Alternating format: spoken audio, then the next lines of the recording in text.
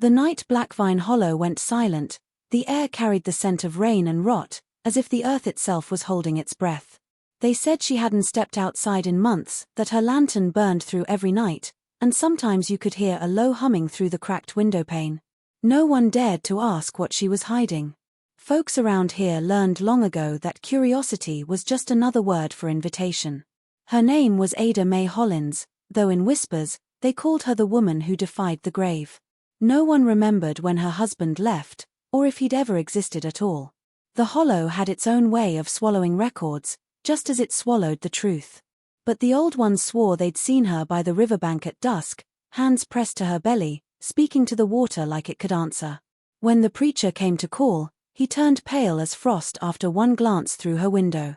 He never spoke of what he saw inside, but that Sunday, he warned the congregation that some seeds ain't meant to sprout on southern soil. By the next morning, the midwife's cart was found abandoned near the swamp, the wheels still spinning. In Blackvine Hollow, sin didn't just linger, it grew roots. And somewhere in that house, behind the shuttered glass and peeling white paint, Ada Mae Hollins was tending to something the South had tried to bury for generations. Something that refused to stay buried. The Hollow had always been a place where whispers carried farther than footsteps, where the trees leaned close as if eavesdropping on secrets too heavy for the wind to hold. Blackvine Hollow sat low in the valley, a tangle of dirt roads and moss-cloaked fences, where fog settled like a second skin and never left. People there spoke little, prayed often, and minded what wasn't theirs to know. But even the most guarded tongues couldn't contain the rumors that had begun to spread about the woman at the edge of town. Her name drifted through the air like smoke, quiet but persistent, tangled in every porch conversation and every hushed exchange after Sunday service. Some said she'd gone mad. Others swore she was carrying something she shouldn't be carrying at all. Her house sat crooked against the hill, its windows covered by yellowing drapes that never moved, not even when the summer storms rattled the panes. The rocking chair on her porch, once a comfort to passing neighbors, now stood motionless, collecting dust and the occasional crow feather. At night, the faint glow of her oil lamp could still be seen through the fog, burning long after the rest of the Hollow had gone to sleep. It was that light that kept folks awake, that made dogs bark and babies cry for no reason at all. They said the light flickered in strange rhythms, as if responding to something unseen inside the walls. No one dared to knock.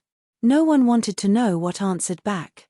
By the third week of her disappearance from town, concern gave way to dread. The grocer stopped leaving deliveries at her gate, claiming he heard someone breathing on the other side though the curtains never shifted. The children who used to cut through her yard to reach the creek began taking the long way around.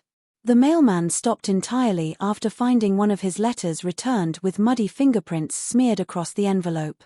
It wasn't just fear of her that gripped them, it was the feeling that something had changed in the Hollow itself, that the air had thickened and the shadows had grown patient. The sheriff made one visit, but even he stayed only a few minutes. He left with his hat in his hands and eyes that wouldn't meet the road ahead. After that, no one tried again.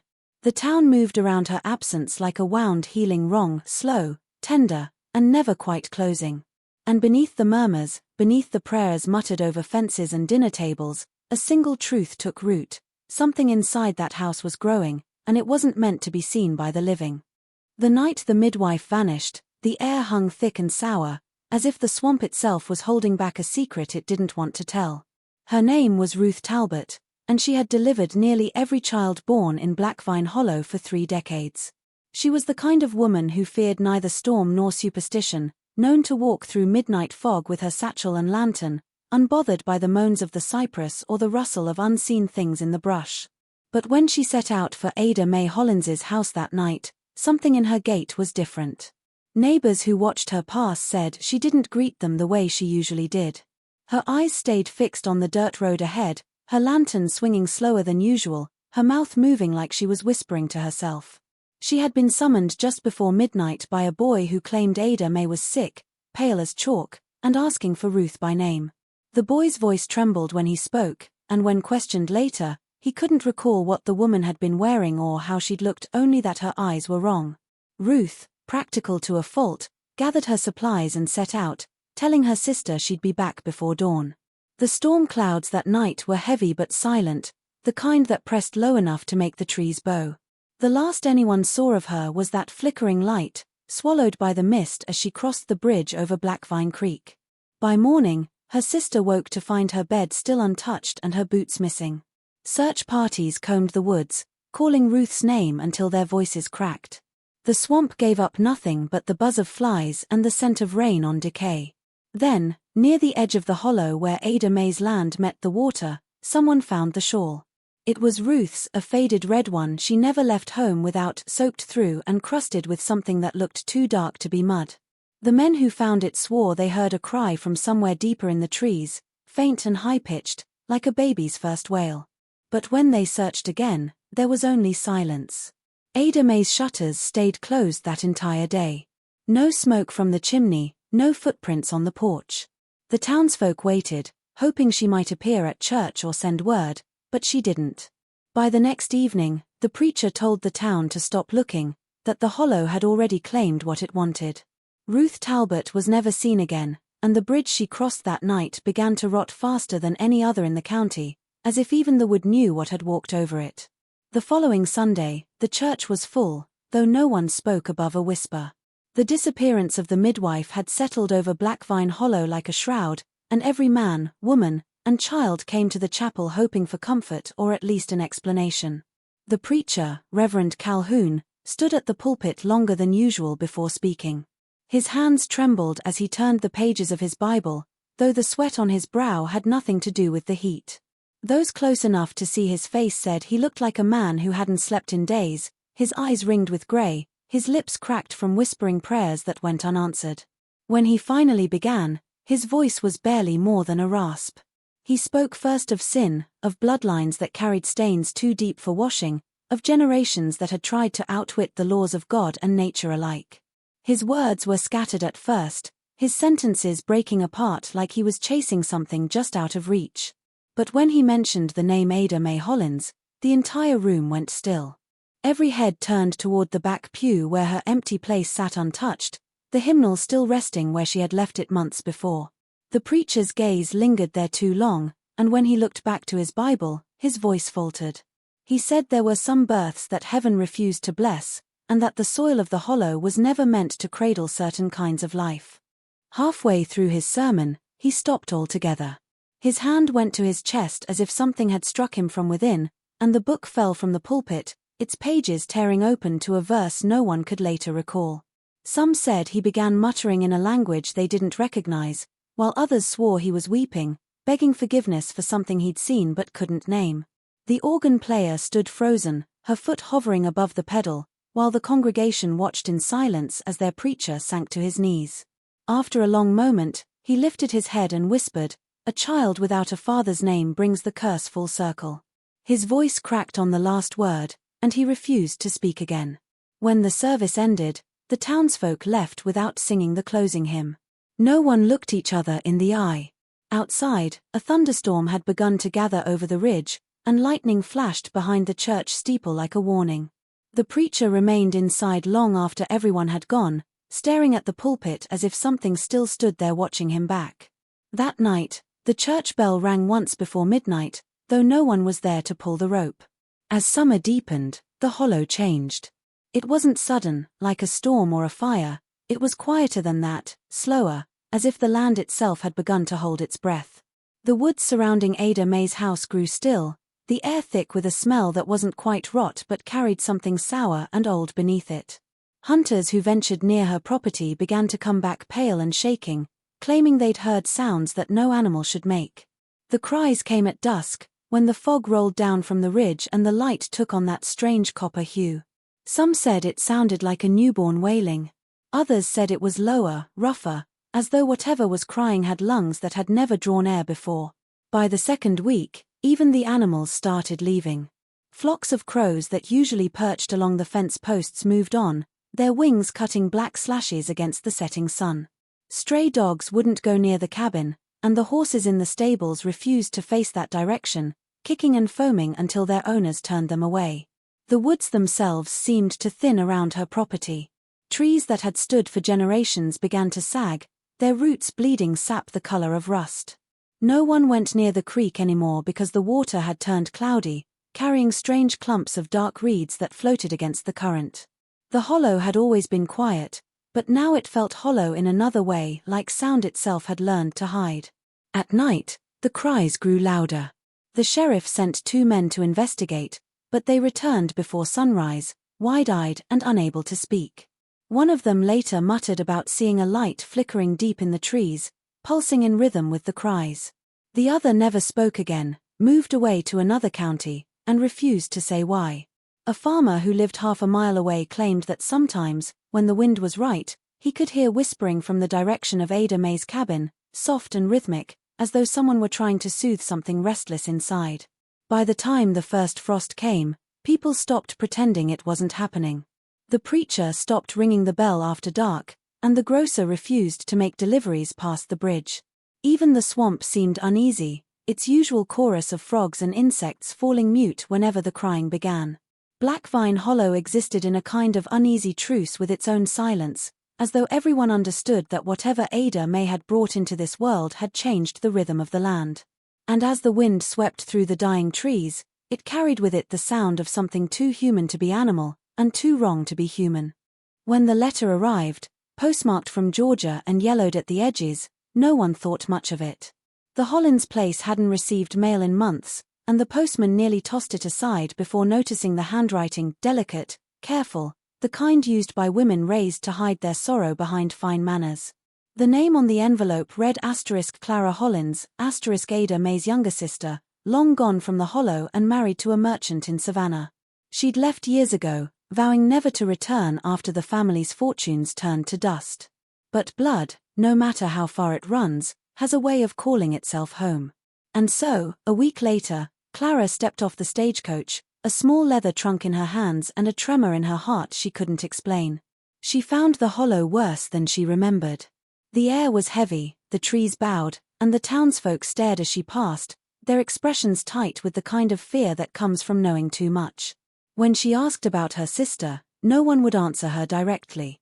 The grocer said Ada Mae hadn't been seen since midsummer. The preacher only muttered that some doors are better left shut. But Clara was not a woman who frightened easily. That evening, she made her way to the edge of the hollow, where the house waited like something half buried in its own shadow. The gate creaked open by itself, and the smell that drifted out was sharp and metallic, like rain on iron. Inside, the house was dim and close, the air stale with the scent of old smoke. Every mirror was covered with cloth, and the furniture had been pushed away from the windows as if someone feared being watched. Clara called her sister's name but heard nothing in reply, only the faint groan of the floorboards settling under her steps. In the kitchen, she found a trail of dried herbs leading toward the parlor, sage, willow bark, and something darker she didn't recognize. On the mantel sat a cracked photograph of their parents, the faces scratched out. But it was in the bedroom that Clara found what she hadn't known she was searching for.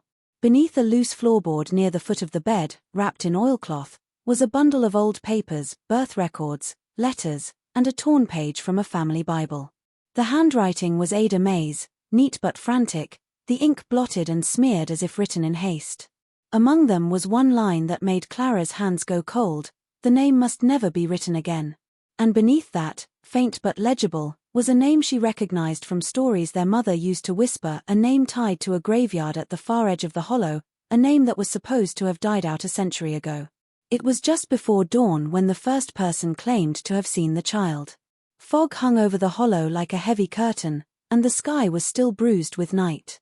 Old Man Weaver, who lived across the creek, said he caught sight of something small moving along the fence line near Ada Mae's burnt-out garden.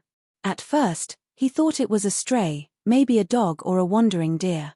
But when it turned its face toward him, the old man swore his blood turned to ice.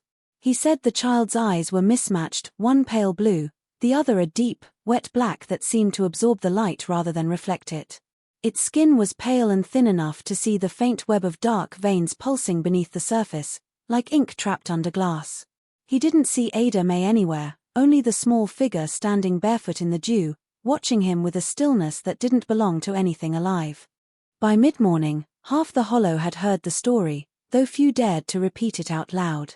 The preacher said it was nonsense, that grief and guilt could make a man see things that weren't there. But others remembered the cries that had echoed through the woods in the nights before, and the strange footprints found in the mud outside the cabin, too small for a woman, too human for an animal.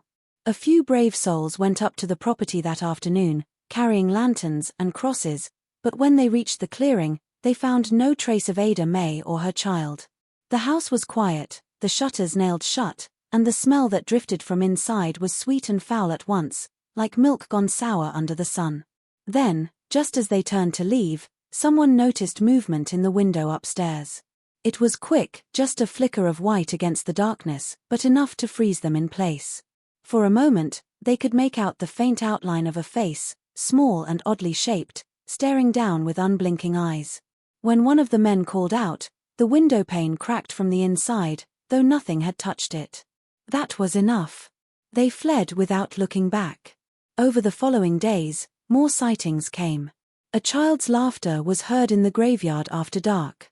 Tiny handprints appeared on doors and windowsills each morning, smudged with what looked like ash. The sheriff ordered people to stay away from the Hollins property, but everyone knew it was useless. The Hollow had always kept its own, and whatever Ada Mae had brought into this world was part of that place now, something neither fully born nor entirely dead, a reminder of a curse that the South itself had tried and failed to bury. Weeks passed before Clara found the courage to open the old family Bible again. It had been scorched at the edges, the pages brittle and flaking from years of humidity and fire smoke. The smell of it filled the room, a blend of mildew, ashes, and something faintly metallic, as though the book itself had bled. She sat by the single window that still opened in Ada Mae's house, the fog pressing close to the glass as if listening. The ink on most pages had faded to sepia ghosts, but one section near the middle caught her attention. It was the family ledger, a careful list of births and deaths dating back more than a century. The Hollins line had been meticulous about keeping records, every name written in the same measured hand until the writing changed, until it grew jagged, uneven, like someone trembling as they wrote. Clara traced the last few entries with her fingertip. Names she recognized gave way to ones she didn't, and between them were smears where ink had been blotted out on purpose. Near the bottom, there was a section marked only with a cross, as though whoever wrote it had been afraid to use words. Below that, half-burned and barely legible, she made out the beginning of a note written sideways in the margin. It spoke of those beneath the soil, of blood that should never have mingled, and of a curse that was sealed when a Hollins had broken a vow of separation. The handwriting looked like Ada Mae's, but the words were older, copied from somewhere, maybe from a diary long lost to time. Clara's breath caught when she realized what the passage suggested. The Hollins bloodline hadn't simply been marked by scandal or sin, it had been mixed with something that wasn't meant to share the same flesh.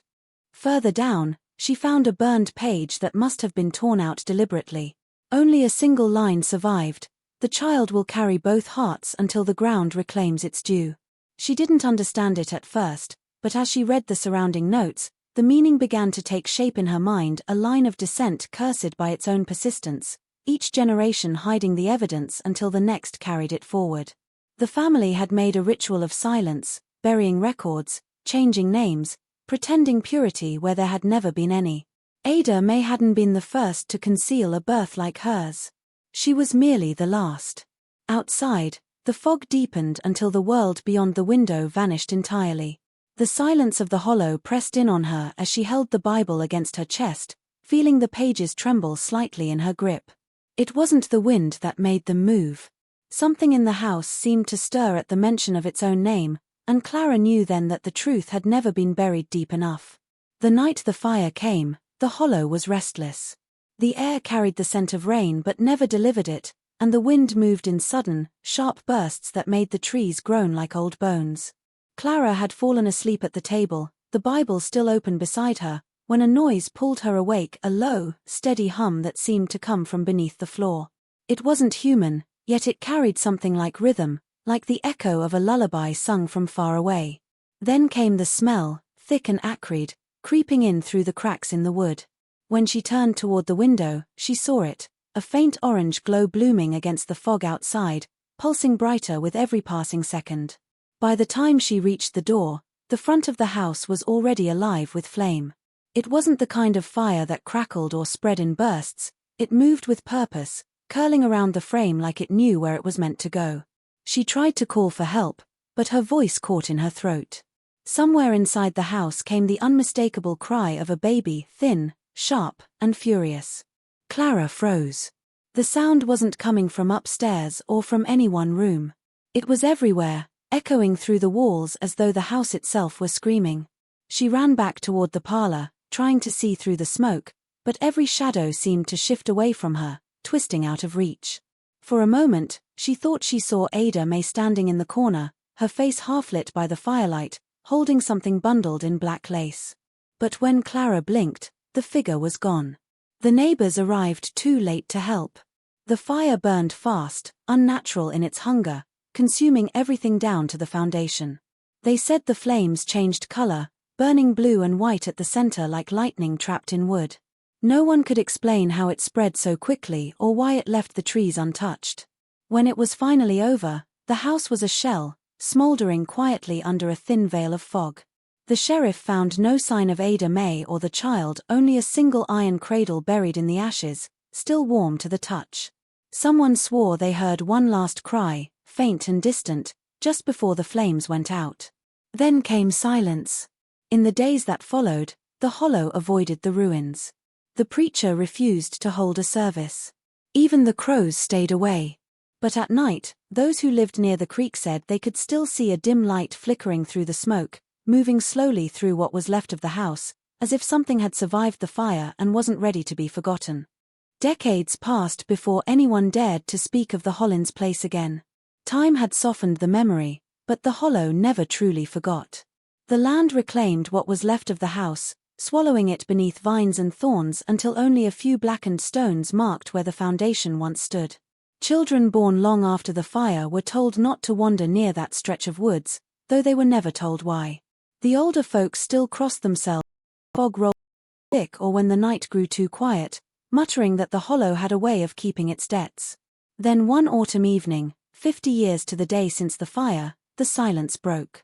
It started with a sound, faint but distinct, a soft crying that drifted across the fields after dusk. At first, people thought it was an animal, a lost calf or a fox. But the cries carried a rhythm that felt wrong, almost patterned, as if something small was calling for attention in the way only a child could. The next morning, the Miller boy went missing while playing near the creek. His footprints led toward the ruins of the Hollins place and stopped at the edge of the old foundation. Search parties combed the woods for 3 days, but no trace of him was ever found. When the second child vanished a week later, panic rippled through the Hollow. Folks began locking their doors before sunset and hanging crosses made of iron above their thresholds. Witnesses claimed to have seen a woman walking through the fog that season, her figure tall and thin, her hair trailing like black smoke behind her. She carried something in her arms, wrapped in lace so dark it seemed to absorb the moonlight. Some said her face looked like Ada Mae's, though the features were blurred, shifting, as though time had worn them smooth. Others insisted she had no face at all, only a hollow where her eyes should have been. Wherever she went, the air turned cold enough to frost the grass, even in summer. The dogs refused to bark when she passed. By winter, the townsfolk began to hear 2 sets of footsteps echoing through the woods at night, one slow and heavy, the other light and hurried, as if a small child followed close behind. The preacher's grandson, who dared to look out his window one night, swore he saw them standing at the edge of his yard. The woman was cradling the bundle close, swaying gently, and when she turned her head toward him, he saw the faint shimmer of 2 mismatched eyes gleaming from within the cloth. The next morning, there were tiny footprints in the frost beneath his window, and a single black feather pressed into the glass. Years later, long after the last of the old townsfolk had passed on and the Hollow itself had begun to fade from maps, an archivist named Samuel Yates arrived from Richmond.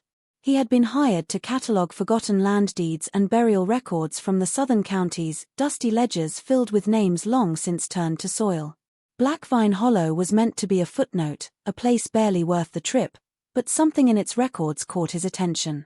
A burned section of the county registry contained repeated entries for the same family name, crossed out, rewritten, and then erased again as if someone had been trying to hide a pattern. The Hollins lineage appeared again and again, sometimes under different spellings, sometimes with entire generations missing. Every few decades, a birth would be recorded without a father's name and followed, inevitably, by a fire, a disappearance, or a sealed grave. The pattern was too deliberate to be coincidence. Samuel was a rational man, trained to explain away superstition, but the deeper he read, the less sense it made. The earliest records mentioned an old plantation outside the hollow, its owners known for their strange habits and the way their servants refused to work past nightfall. A rumor had once spread that the family's firstborns were never buried in consecrated ground, that their bodies were placed in sealed crypts near the swamp. The archivist dismissed most of it until he found an unsigned letter tucked between 2 pages of the local census. The ink was faded, the handwriting frantic, and the date nearly a century old. It warned of the child born without breath who still walks among them and spoke of blood twice bound, neither of heaven nor of earth. It was signed only with an initial A. Curiosity drove Samuel to the site itself. The road was half overgrown, the bridge rotted, but the stones of the old foundation were still there, slick with moss. In the soft light of dawn, he noticed symbols carved into the remaining beams, crosses turned upside down and circles split by lines of ash. When he touched one, the air shifted, carrying the faint sound of a baby's cry that faded almost instantly into the wind.